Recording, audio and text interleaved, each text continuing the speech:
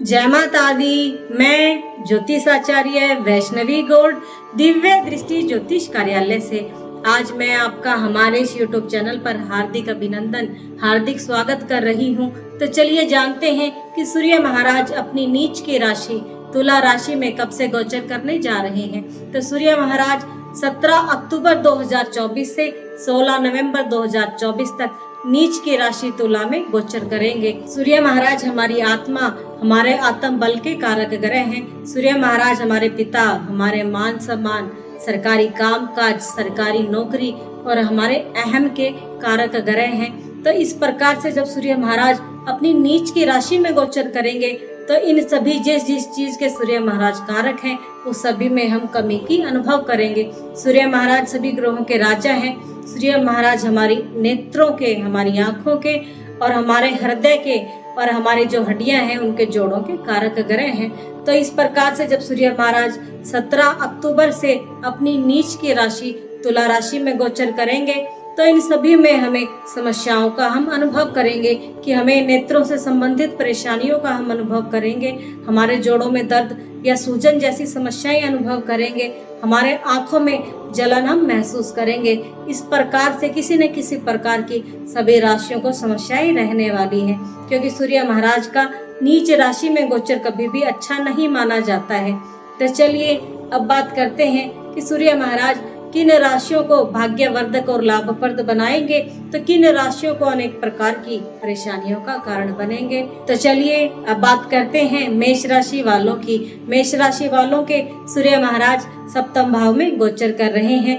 सप्तम भाव हमारी शादीशुदा जिंदगी, हमारे मैरिड लाइफ का होता है और सप्तम भाव में सूर्य महाराज का गोचर अच्छा नहीं माना जाता है। सप्तम भाव में बैठकर नीच की राशि में गोचर करके सूर्य महाराज लाइफ पार्टनर से अलगाव को उत्पन्न करेंगे और उनके लगन को देखकर सीधा सप्तम दृष्टि लगन पर डालकर सूर्य महाराज उनके मान सम्मान में हानि यानी कि कमी करेंगे, उनके आत्म बल को कम करेंगे। इस प्रकार से मेष राशि वालों को मनोबल में कमी की अनुभव करेंगे। चलिए अब बात करते हैं वृषभ राशि वालों की।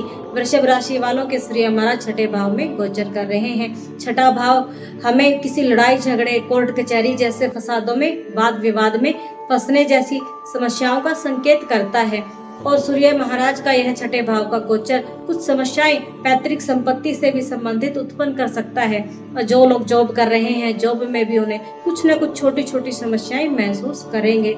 इस प्रकार से वृषभ राशि वालों को ये सभी समस्याएं उत्पन्न बनी रहेंगी, पूरा महीना बनी रहेंगी। चलिए अब बात करते हैं कर्क राशि वालों की।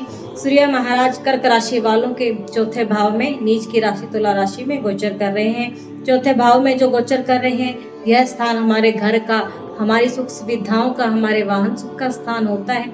तो सूर्य महाराज इन सभी में सुखों में कमी करेंगे। जो हमारी कुछ लोगों को माता के सुख में कमी करेंगे और जो भी उनको सुख संपन्नता है उसमें कुछ कमी ला देंगे। इस प्रकार क्योंकि सूर्य महाराज जब नीच राशि में गोचर करेंगे तो इन सभी सुखों में, माँ के सुख में और जो वाहन सुख है, घर का सुख है, उसमें कमी लाएंगे। तो चलिए अब बात करते हैं सिंह राशि वालों की। सिंह राशि वालों के सूर्य महाराज तीसरे भाव में गोचर कर रहे हैं।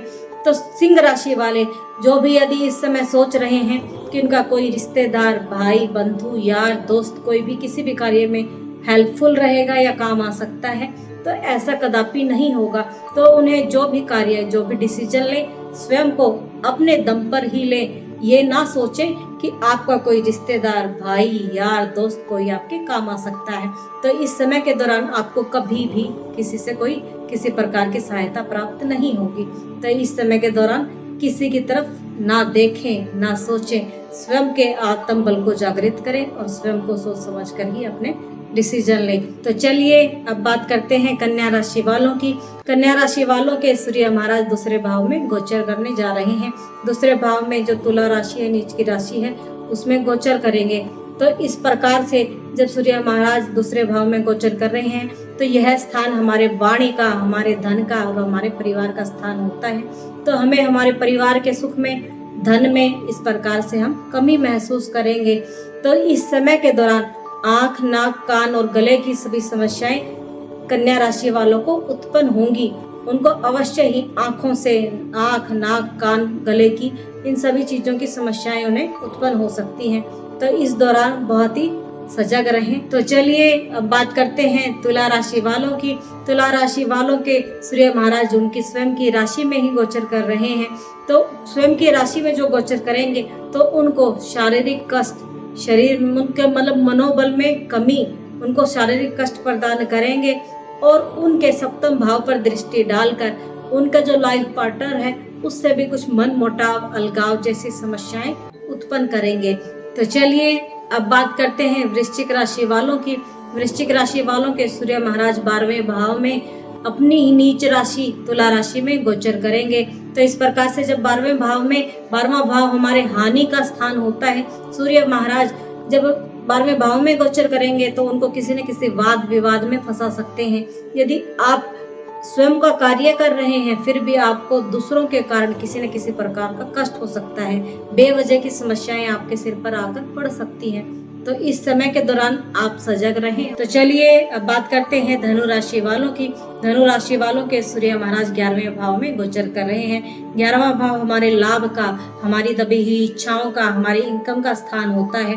तो सूर्य महाराज जब 11वें भाव में अपनी नीच की राशि तुला राशि में गोचर करेंगे तो हमारे इनकम में, हमारे लाभ में, जहाँ से हमारा कोई कार्य संपूर्ण होना है उसमें कमी, उसमें रुकावटें हम अनुभव करेंगे। तो चलिए अब बात करते हैं मकर राशि वालों की। मकर राशि वालों के सूर्य महाराज 10वें भाव में गोचर कर रहे हैं। 10वां भाव हमारे काम धंधे का, हमारे व्यवसाय का भाव होता है। तो अचानक से ही जब सूर्य महाराज 10वें भाव में नीच की राशि में गोचर करेंगे तो काम धंधे में रुकावटें हमें अचानक से उत्पन्न हो जाएंगी। किसी न किसी प्रकार के, जिसका जो भी व्यवसाय है उसमें किसी न किसी प्रकार की अड़चने हम महसूस करेंगे। चलिए अब बात करते हैं कुंभ राशि वालों की। कुंभ राशि वालों के सूर्य महाराज 9वें भाव में भ्रमण कर रहे हैं। 9वें भाव में नीच की राशि तुला राशि में गोचर कर रहे हैं। यह स्थान हमारे भाग्य का, हमारे धर्म कर्म का स्थान है। तो इस प्रकार से कुंभ राशि वाले वो जो भी धर्म कार्य में उनको करने की सोचेंगे तो उसमें रुकावटें उत्पन्न हो जाएंगी। भाग्य में जो भी कार्य वो करने की सोच रहे हैं उसमें उनको रुकावटें महसूस होंगी। तो इस प्रकार से जब उनको कार्य में बाधाएं आएंगी तो जो भी भाग्य का स्थान है उसकी वजह से उनको उसमें कमी महसूस करेंगे। तो चलिए अब बात करते हैं मीन राशि वालों की। मीन राशि वालों के सूर्य महाराज नीच की राशि तुला राशि में 8वें भाव में गोचर कर रहे हैं और 8वें भाव में किसी भी ग्रह का गोचर अच्छा नहीं माना जाता है। तो मीन राशि वालों को ये सावधान रहें, सतर्क रहें और सचेत रहें। सभी कार्य, जो भी कार्य करें, सोच समझकर विचारपूर्ण ही करें। धन्यवाद।